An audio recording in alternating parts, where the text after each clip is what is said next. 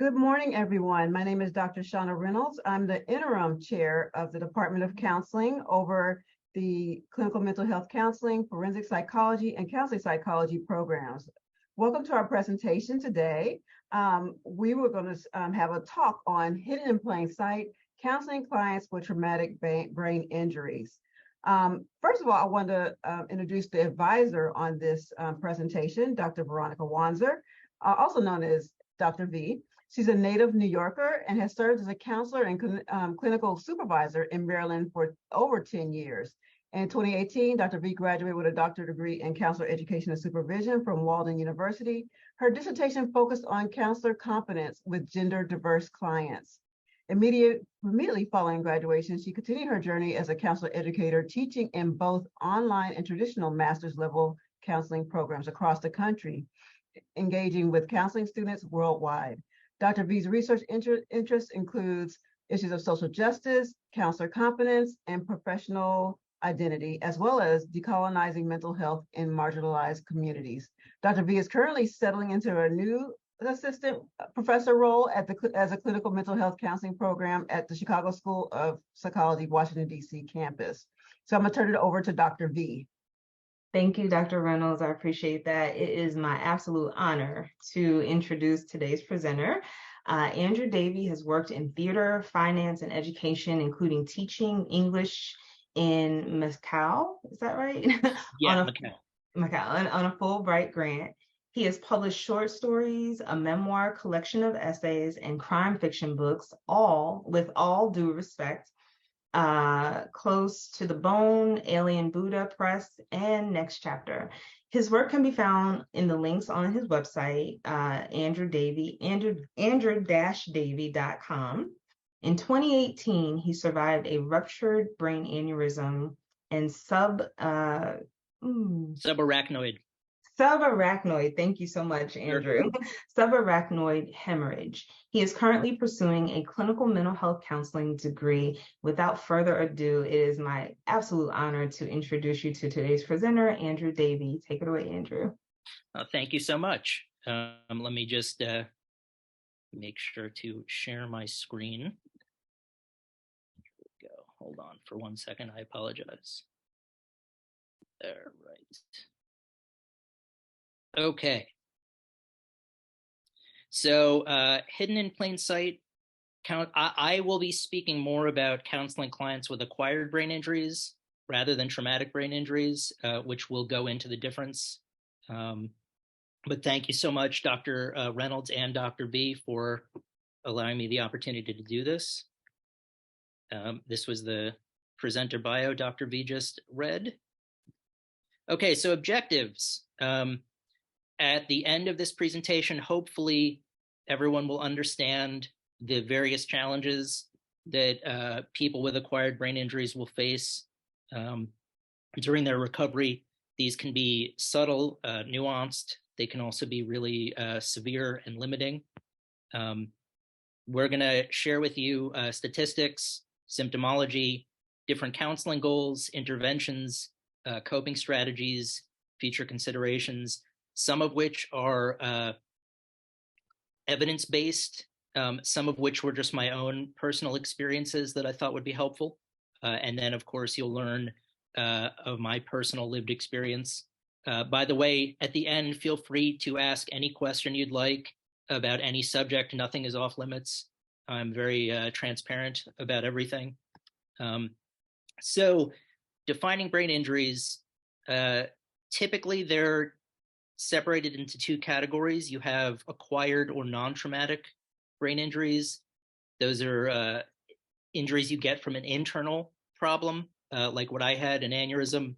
Other ways are strokes, lack of oxygen, infection, brain tumor, things in which there is no external cause. Traumatic brain injuries, on the other hand, come from an external factor, a fall, car accident, sport-related accident.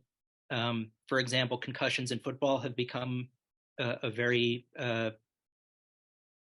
don't want to say popular, but a very common injury, as well as assaults. So people who have domestic violence issues will occasionally be a traumatic brain injury survivor, so that's something to consider. But these are some of the most common causes. So the B Foundation, this was all new. My only experience with aneurysms before I had one was there's a song that the band Nirvana has called Aneurysm. And then I played a video game growing up called Life and Death to the Brain, in which you're a surgeon who has to perform various operations, and one of them is an aneurysm.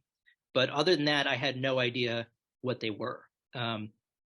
It was interesting to find out from the B Foundation, for example, 1 in 50 people have an unruptured brain aneurysm. Now, for those of you out there who are hypochondriacs who begin to worry, please don't worry. These are the numbers. For example, another interesting fact, 4 in 10 people with a ruptured brain aneurysm will die as a result.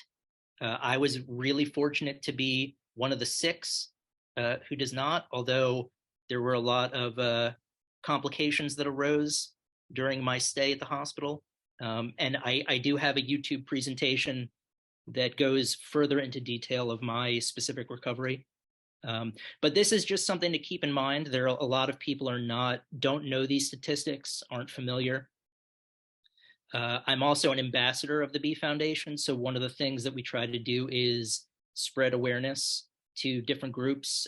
Next up, I think we're going to be talking with EMTs about what sort of signs to look for if somebody comes in complaining of a severe headache, perhaps rather than suggesting they just take Advil and go home, consider that it might be something more severe.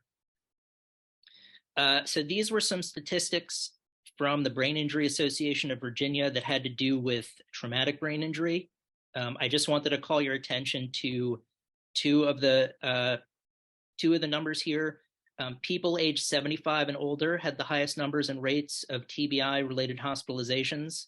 So one thing to consider as you're thinking about diversity variables is the elderly are really susceptible to traumatic brain injury. Also, it suggested males were nearly 2 times more likely to be hospitalized. And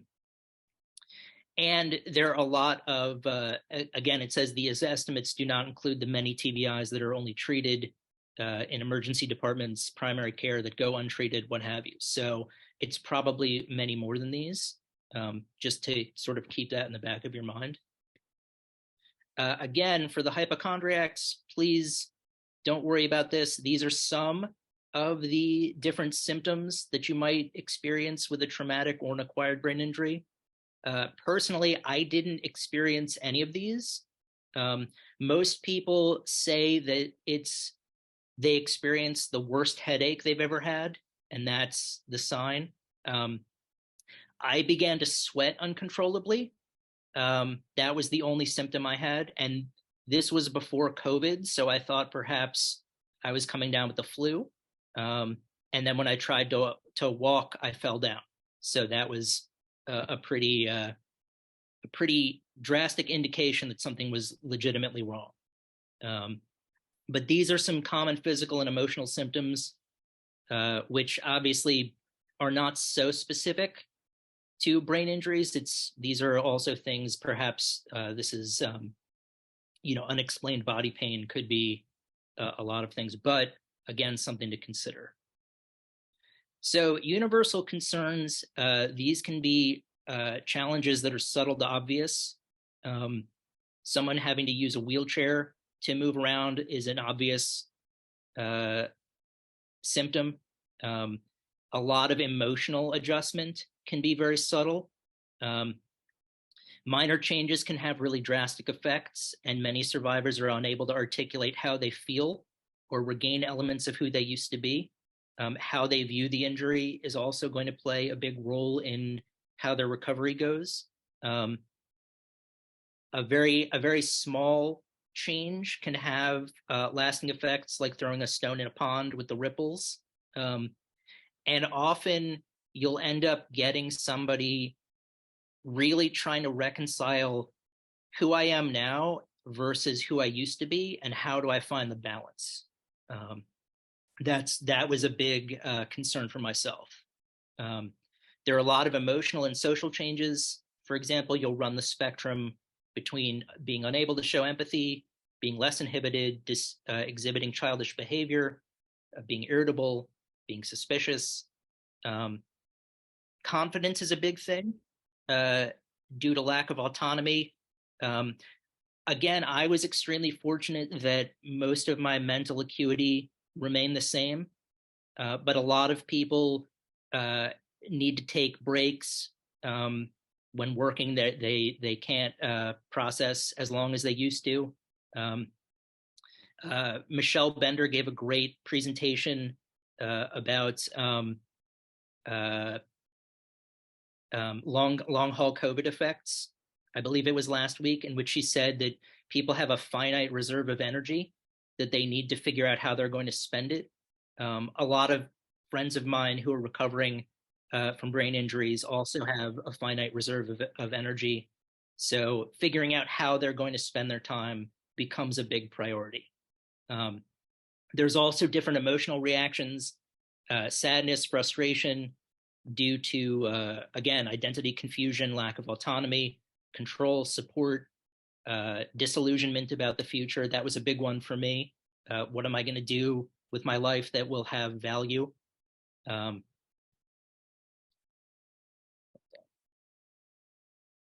is it not? Okay. So diversity considerations. I was really fortunate that friends and family, people that I knew, gave me the benefit of the doubt.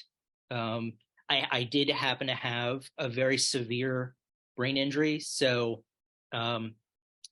if I said that I was feeling sad or confused, people took that at stock value. I have a close friend of mine who hit her head on the trunk of her car. And because there was no physical signs, a lot of her family didn't believe the symptoms that she was telling them, or that they were as severe. So that's going to be something that you may have to deal with a potential client, is the lack of support that they get based on what their injury is, disbelief at the severity of it. As with many people, there's also the stigma of pursuing mental health and limited motivation to seek support. I think it's important to validate, again, the individual's experience with what their recovery is like. One of the things I've heard frequently said in support groups is no recovery is going to be similar to any other. Everyone's is going to be unique. And also making sure people have access to support and services. Again, I've been fortunate that most of the service I've gotten was easily accessible to me. There are a few resources I've listed at the end of this. There's a place called Brain Injury Services, which is in Springfield, Virginia. And I believe all you need to do is just show proof that you've had a brain injury of some sort, a visit to a hospital, a doctor's referral, anything like that, and it's free service. So it's a really wonderful resource. So common goals, and again, this may take a long time. That's another thing that I will talk about with my personal recovery. But along the way, improving awareness, mood, the ability to deal with frustration, general outlook and attitude, self-esteem, stress management. A lot of these are going to be common goals for many different symptoms that people have, for a lot of different problems that they're facing. So it's probably just good practice in general to have these as go-to things. So for awareness, my friend who'd hit her head has developed some workarounds that have helped her with regard to how she budgets her time.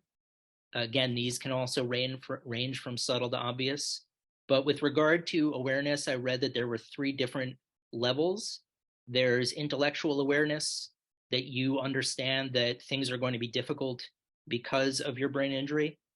There's emergent awareness, where you recognize that your injury has an impact on these difficulties. And then anticipatory awareness is the ability to forecast and foresee the difficulties before they happen. Again, this is where you as a counselor can help provide insight. The most helpful thing for me in terms of my recovery early on, before I felt confident, was hearing from other survivors about that what I was experiencing wasn't unique.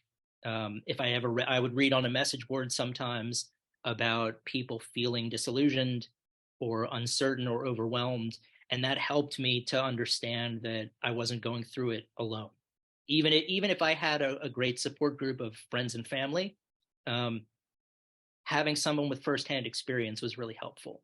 And also the biggest thing is to allow for failure, and that recovery is cyclical. I was under the impression, definitely within the first year, because most of my physical recovery happened very fast, that the rest of the recovery would happen similarly, and that I would just move from point A to point B in a straight line, and I would be able to chart the progress. And what I say sometimes when I'm speaking with support groups is recovery is a lot like a song by Paula Abdul and MC Scat Cat. Opposites attract. I take 2 steps forward, I take 2 steps back. We come together because opposites attract. Yeah, I mean, it is a little silly, but it helps me sort of keep aware that the recovery process won't move in a straight line. In terms of a clinician outlook, and again, this is true for a lot of different problems, treating the individual instead of the injury, that's really helpful. You're going to provide education and mostly motivation. There were days where I didn't want to get out of bed. I didn't want to address anything. It was helpful to have someone I knew I could count on. Also, being knowledgeable about cultural differences. There was a woman who was at Brain Injury Services with me. We were both part of the Speakers Bureau. I forget which country she was from specifically, but I know she was originally from Africa, and that's where she had her brain injury began. And even though all we were doing was giving her suggestions for her speech, I wish now I would have been more aware of how she had perceived her injury growing up with cultural differences from Africa to the United States.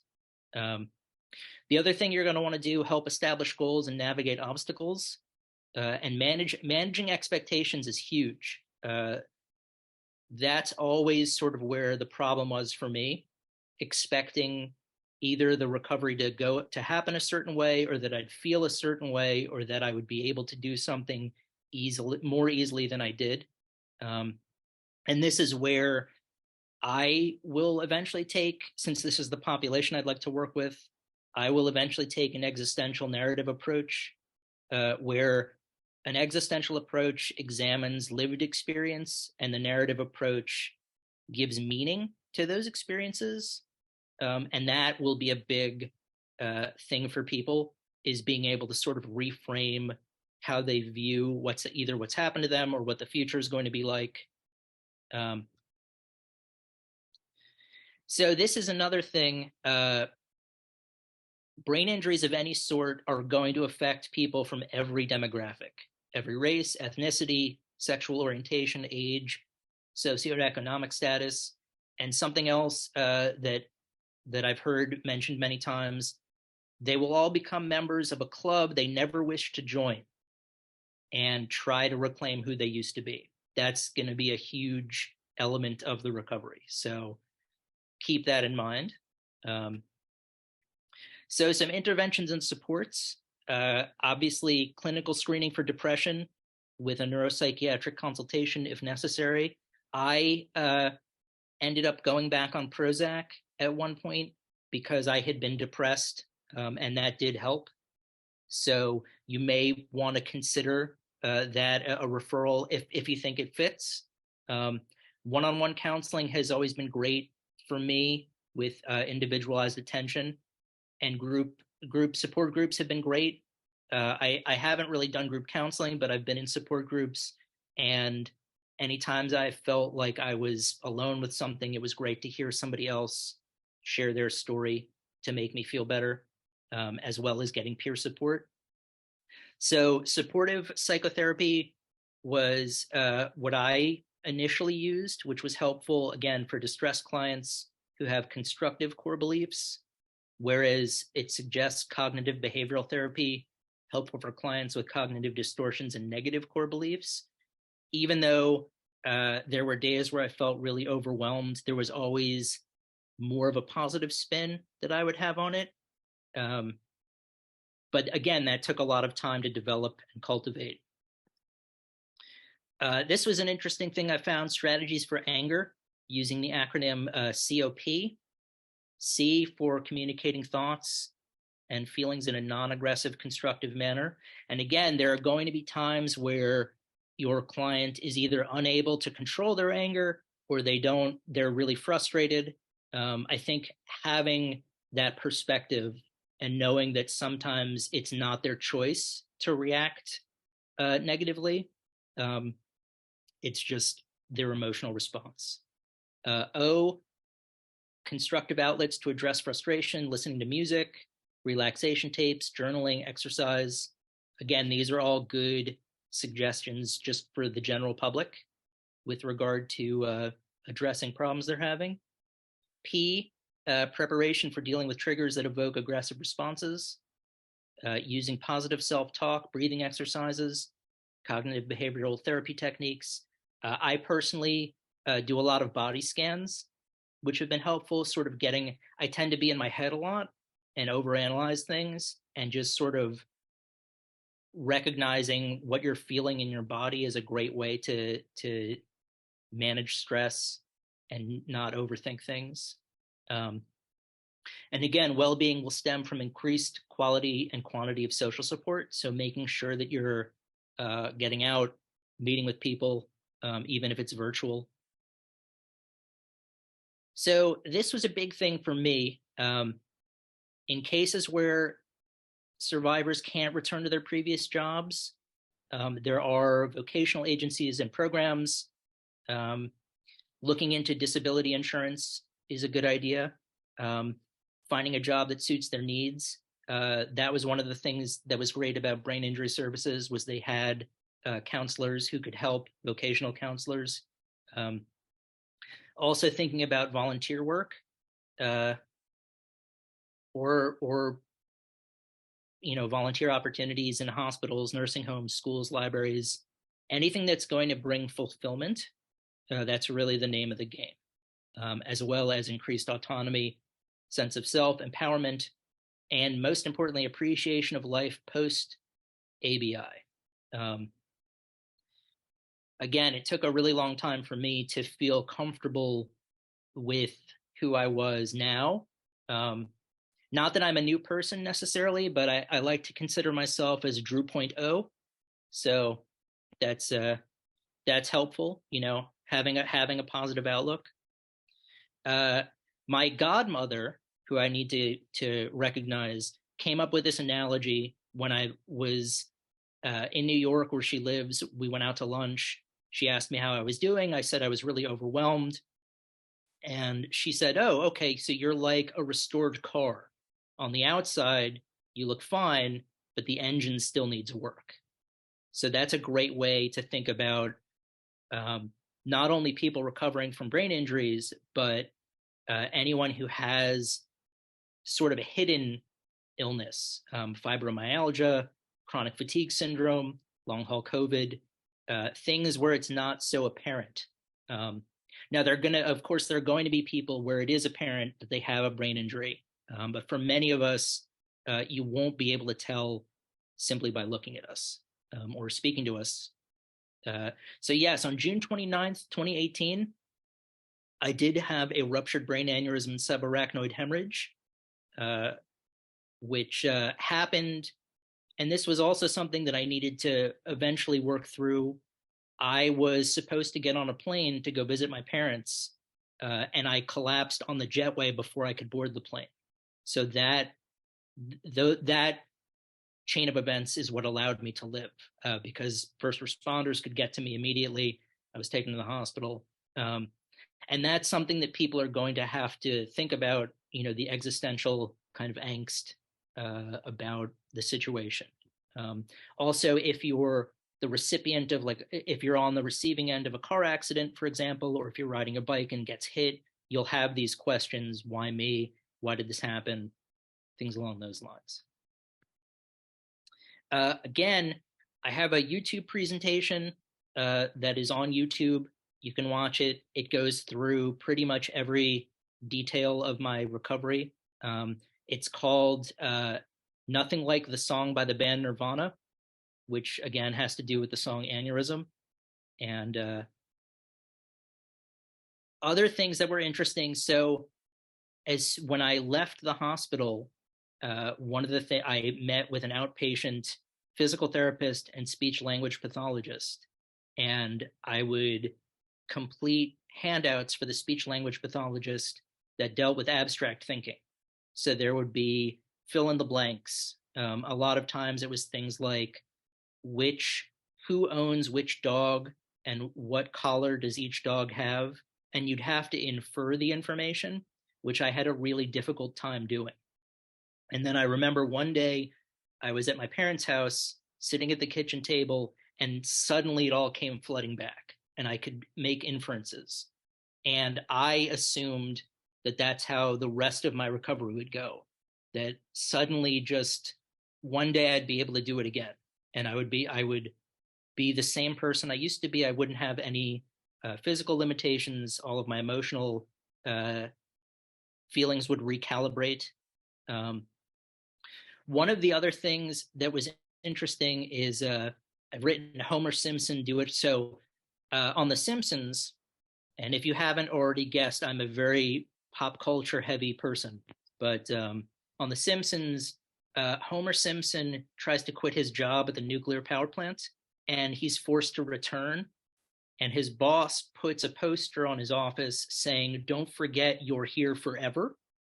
So Homer uses pictures of his youngest daughter, Maggie, to cover it up so it reads, "Do it for her." And that's his motivation to stay positive. So there was a very long period of time where I kept asking myself, what's my version of "do it for her"? What's going to get me, rather than I sort of looked for a revelatory thing that would happen that would give my life meaning. What I subsequently learned was that I just needed to reframe my perspective, and that most of the things that would provide meaning were there.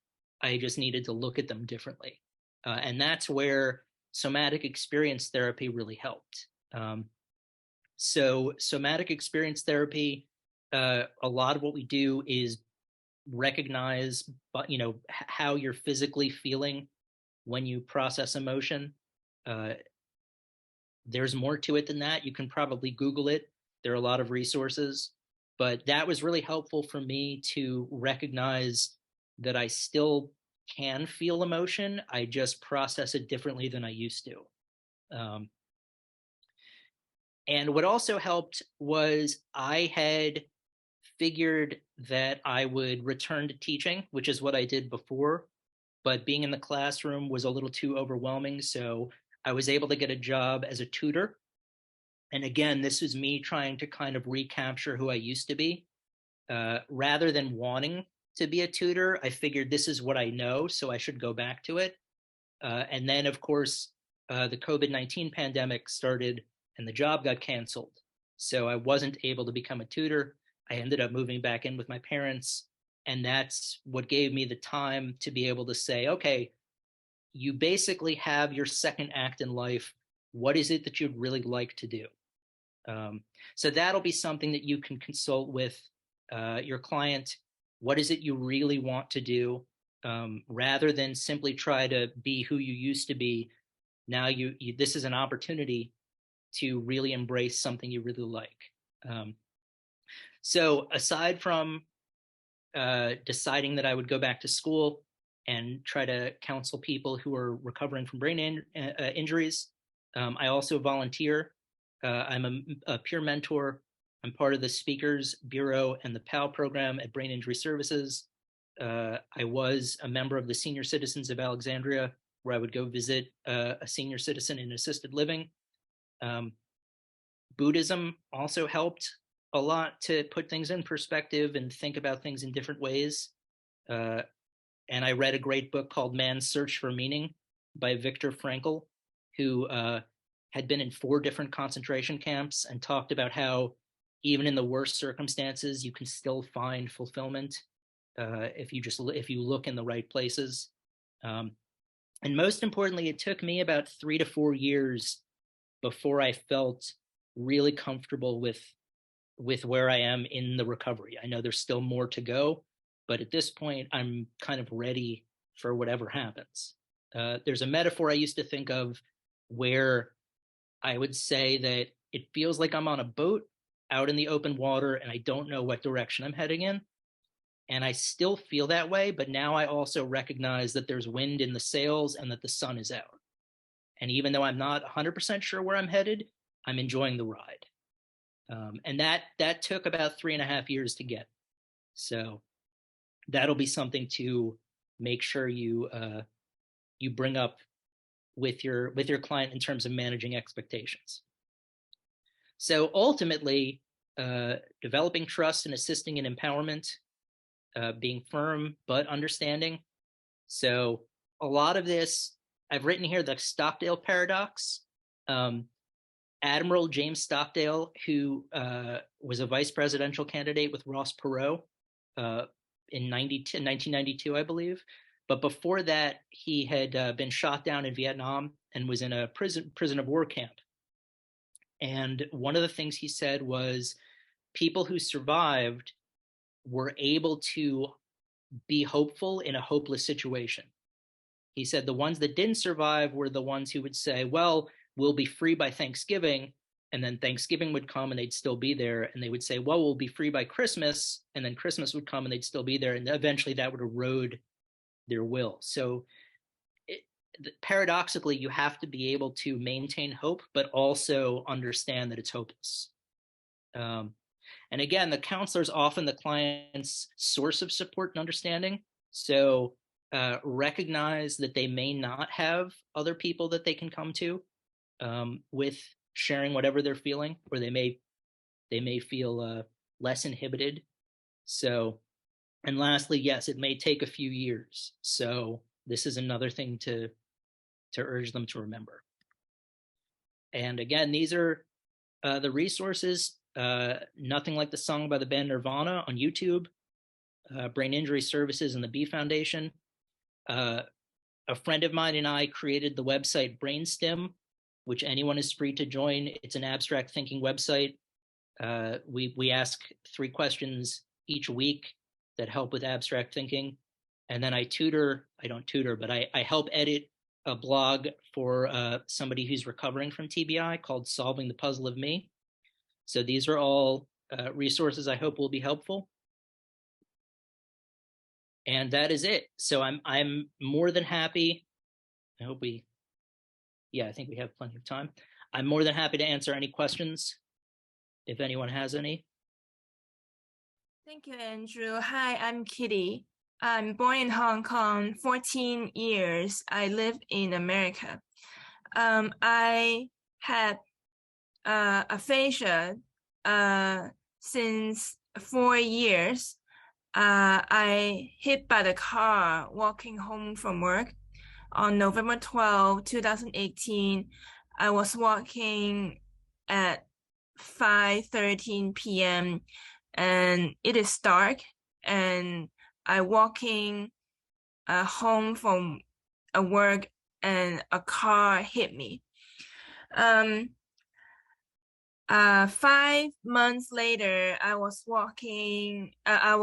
standing, my right arm, my right leg was feeling okay, and my double vision was feeling like it's better, but I have aphasia. During 2 years, I was the simple words, but now I'm better because during my like the doctor said 1 year, but I was 1 year. I just more and more the plasticity. I was feeling like that, okay, not the doctor, not the nurse, not the SLP, and I was feeling like I was better. During my one-on-one SLP, I was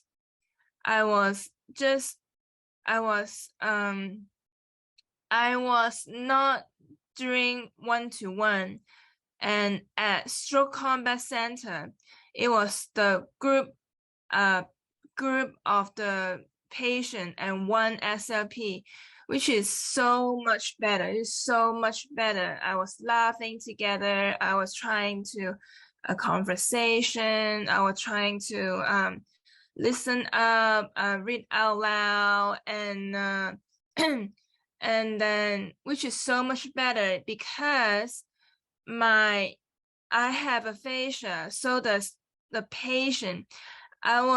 I thinking about my responsibility, and the patient and I are a miracle. It is not the patient. It is not the poor. Oh, it is the disability. Oh, it is the blah, blah, blah. It is not. My miracle, my patient are miracle. And then we are trying to, during 2 years, I feeling like I was a baby. Now I'm teenager, and the future I am adult. Like the better was feeling like that we are miracle. The difficult time, baby and teenager and adult, which is so much like my angel.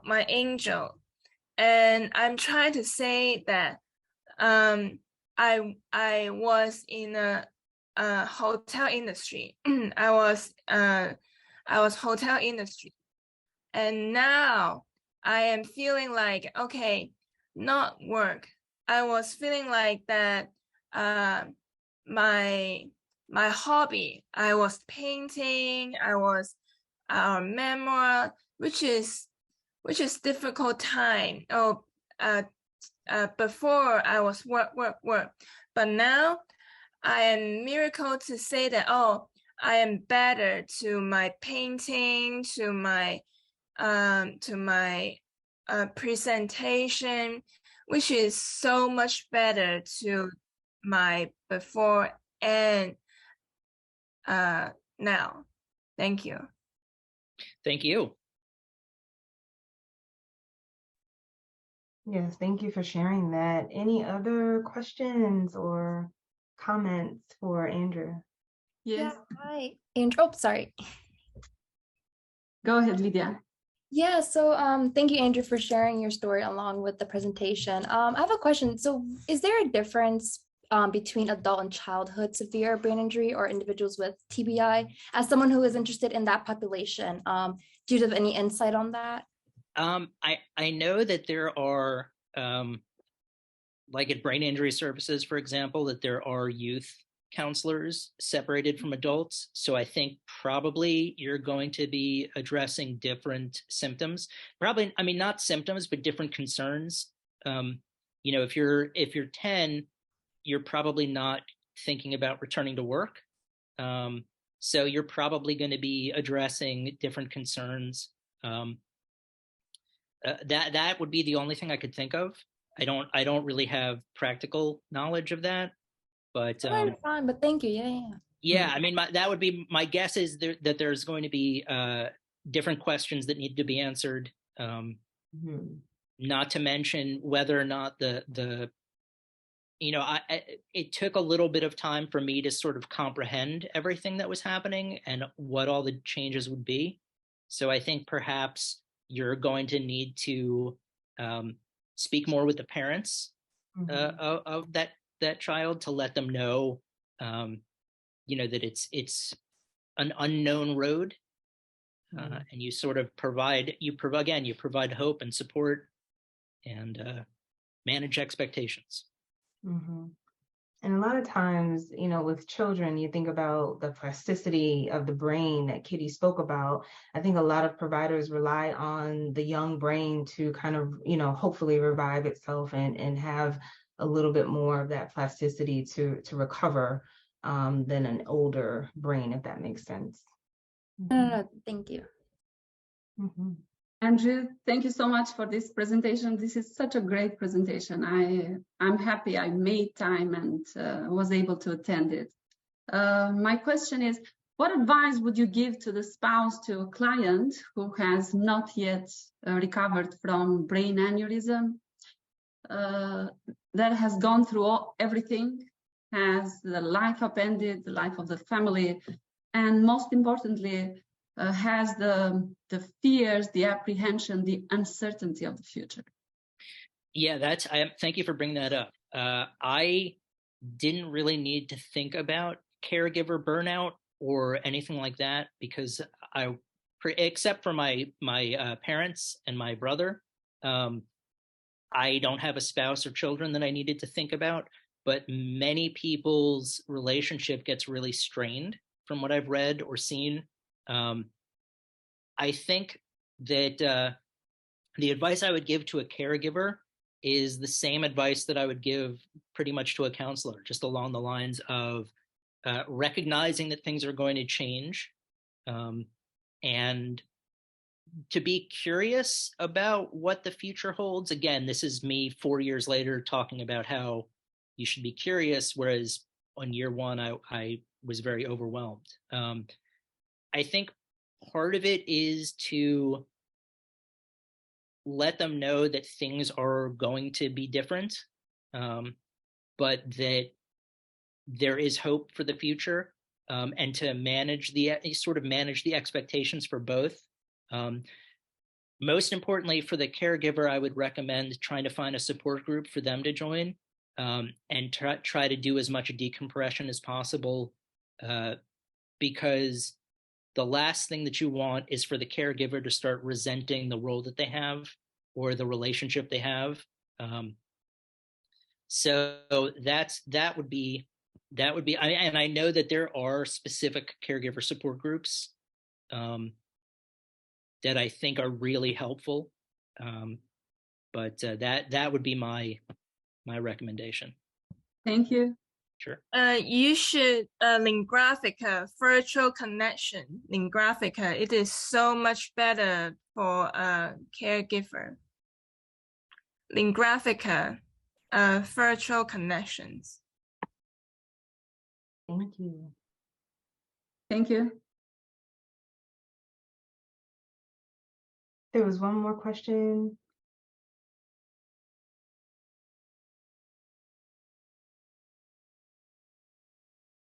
Dr. Edixon, you had a question? Oh, we can't hear you. Oh, okay. Yes, I think so. Is it? Can you say something? Can you hear me now? Yes. Yeah, there's some issues with my laptop. I have a question. This is just something more of a spur of the moment. I didn't have a prepared question, but in terms of working with the population, what kind of best practices would you speak on in terms of the best ways to approach individuals with TBI? Well, I think really just establishing trust and building support. One thing that I've sort of learned through just the first year of school is that I don't really think there's a specific intervention that would be best. I think a lot of it is going to be managing expectations and helping with the transition and adjustment. So whatever method you think would work best for that. For me personally, I had a lot of existential questions. So existential and narrative therapy seemed like it would be the best practice, but I think it's going to be different for each person. But I think ultimately the goal is going to be just helping them reconcile who they used to be with who they are now, and if you can think of methods for that. But again, this is mostly my personal experience. So being able to contextualize this to the client's experience is very important, would you say? Yeah, I mean, I think like with a lot of patients who are different from the counselor, trying to be empathetic to what they're experiencing, trying to put it in context, is really a good practice. But yeah, that would be my suggestion. Thank you. So it sounds like an integrative approach based on the specific needs of that individual, but I think building that rapport and finding out what those needs are is going to be paramount.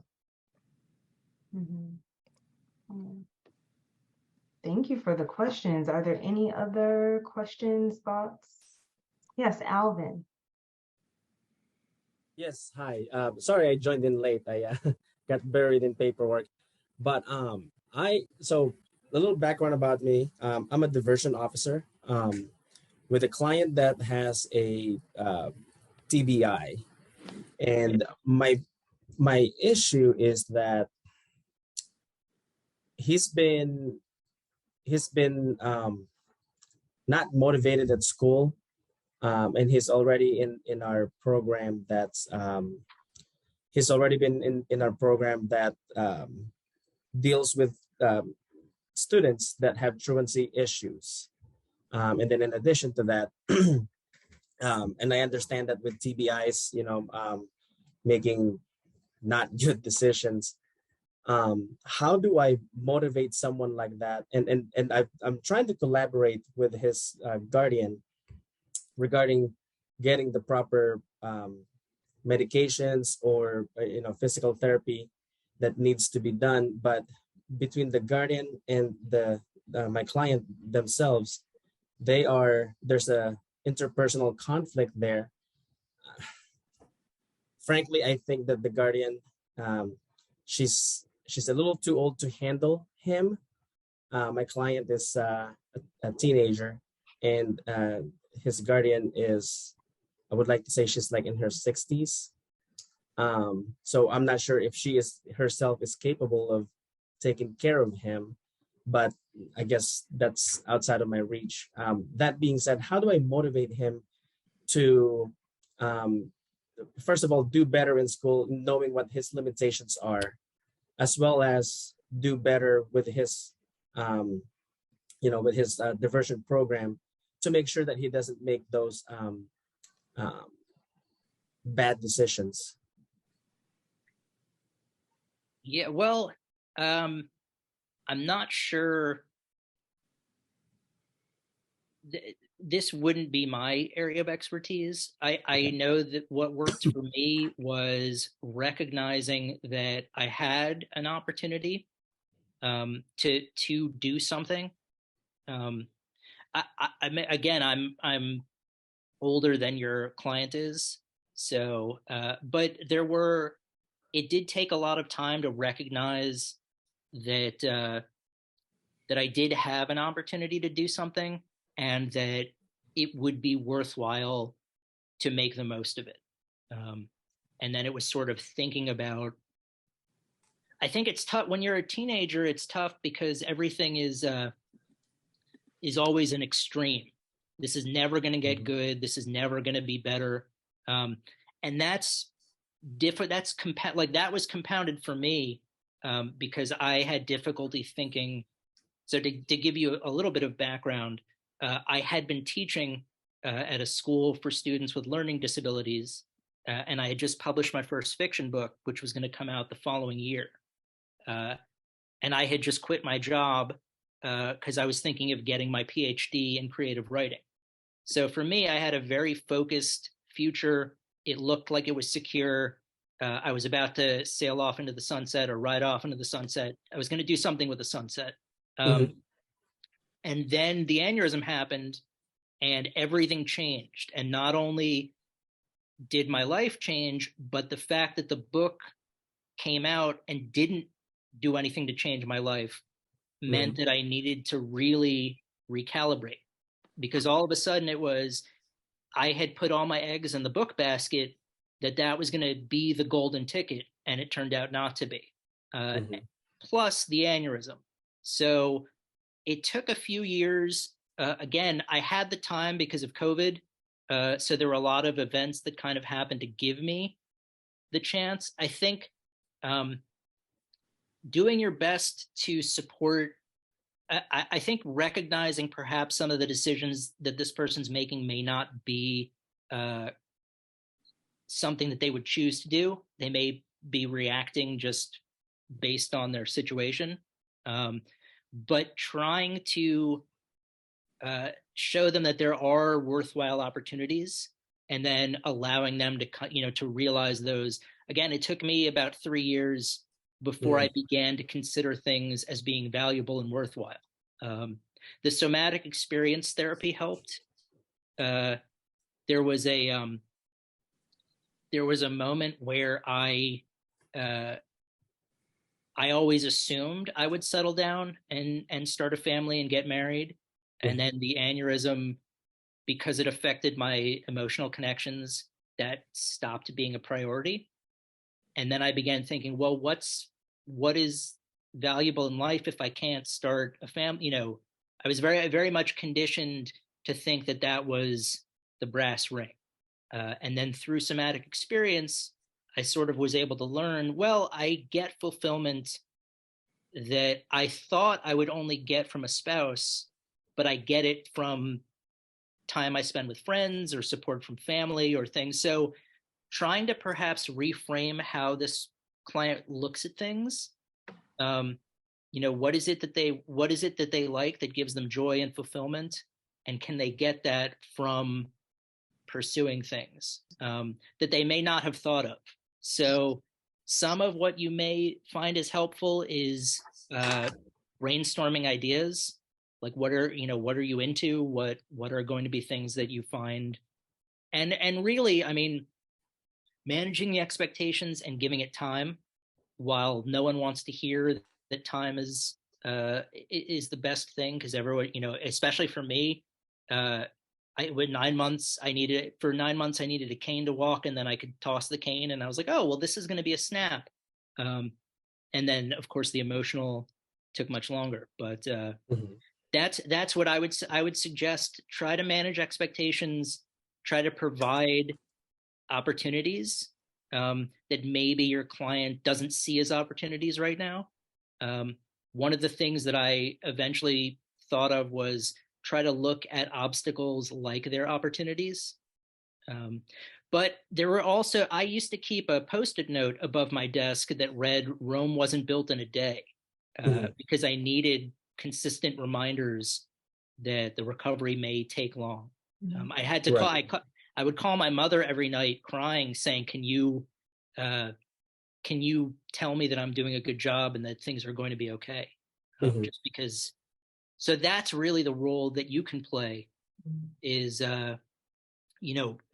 obviously not promising that things are going to be okay, but that you're there. I'm here to help you, and we're going to figure this out. And then, but that would be my suggestion. Yeah, that's a dilemma that I have, is that I'm also trained in motivational interviewing, so I understand that there's certain limitations for motivational interviewing as far as dealing with clients with TBIs. And my fear for him, he's engaging in very risky behaviors, such as car surfing, where you're right on top of a car while it's moving. And he's also he's already gotten into another accident while racing in a vehicle, and that's actually how he got his TBI in the first place. Was 2 years ago. He was racing, got into a very serious car crash, and had the TBI from there. Gotcha. Yeah, we've left my area of expertise, so I don't think I'd be able to help you with that. Okay. Extreme of a case. A specialist would definitely help in that situation, but I wanted to address the caregiver situation. Being that you feel like that the caregiver may be overwhelmed, psychoeducation will also help with that, maybe giving a full understanding of what the diagnosis means and what it entails. So having an honest conversation with her. Is she overwhelmed? Does she need other support? Do we need other family members to come in and assist? So giving a full education to the caregiver will be very helpful in that area also. So maybe having her own one-on-one counseling or one-on-one trainings pertaining to this, but then bringing in family, bringing in the child, and having sessions also could be helpful too. How to best communicate, how to build those communication factors, maybe teaching her how to be open to the characteristics or the symptoms that he's showing, and how to respond to it, how to react to it. Might be a good thing too. So that psychoeducational piece should be helpful in that situation, especially with the caregiver piece. So I'm sorry. I was going to say that each state has a brain injury organization that will be helpful either to give you better guidance than I can, or or perhaps resources that I'm not thinking of. I know Brain Injury Services is a great place. They, I think, only work in Virginia though. So if your client's in DC or Maryland, but I'm sure there's probably like Brain Injury Services of DC or Brain Injury of Maryland or things, so there would be a place that would be more specialized that could probably be more helpful. Yeah, I actually referred them to, so I'm in Omaha, Nebraska, very far from Virginia or Maryland, but I actually referred them to a brain injury support group held by the Madonna Rehabilitation. I'm not sure how prominent they are where you guys are at, but they're one of our premier TBI and rehabilitation hospital and medical group here in Nebraska. The only question now is, is the guardian actually really taking him to the meetings? I provided them the flyer, the informational flyer to equip them with the knowledge of when the meeting is, where it's at, and the contact information as well. But like I said, unfortunately, my client is still participating in those very risky behaviors, and I'm at my wit's end, I suppose. Yeah, I know that's frustrating when you're doing all you can and you want to support your client or your patient, and to see things not going in the right direction. I know that can be very frustrating, but just getting on their level and figuring out what is really going on in their mind right now. Is this the brain injury that's causing these behaviors to happen, or moving toward these behaviors, or because of the brain injury, are you more susceptible to trying out those risky behaviors? Like, what do I have to live for? Or, I got through this one thing, let me try something else. There's something going on in the mind of his, of why he's taking these risks or why he's taking these chances right now. And this is finding out or digging deep to find out where this is coming from. Yeah, I tried to ask him those, without being accusatory, but I think he sees my position as a position of authority, and I respect that. But because of that, he's kind of closed off to me because he thinks he's gonna get in trouble by me. When I'm really trying to do is to help him. So there's that added, and I'm not trying to put barriers after barriers. And like I said, it's one of those things where he's closed off to me because he only lets certain information out because of my position as his diversion officer, and the caregiver herself is, for lack of better words, detached to, at least with me. She provides me information, but only the negative things, and I sometimes try to encourage her to tell me good things about him too. I know it's not all bad. Right. Yeah. So thank you so much for sharing, bringing yourself and your client into this presentation today. That is so important. Make sure you are doubling down on your self-care, right? And continue this consultation, because this is how we help our clients in a community, right? So great. Absolutely. Thank you so much for sharing that. Thank you for the opportunity, guys. So we are at the end of our presentation. We have another presentation coming up, but you will receive a recording of this presentation and also contact information. If you have any further questions or concerns or issues, you'll be able to reach out in the future. So thank you so much for participating. We Thank you. appreciate all of you, and we hope to see you soon. Yes, Thank you very much. Bye.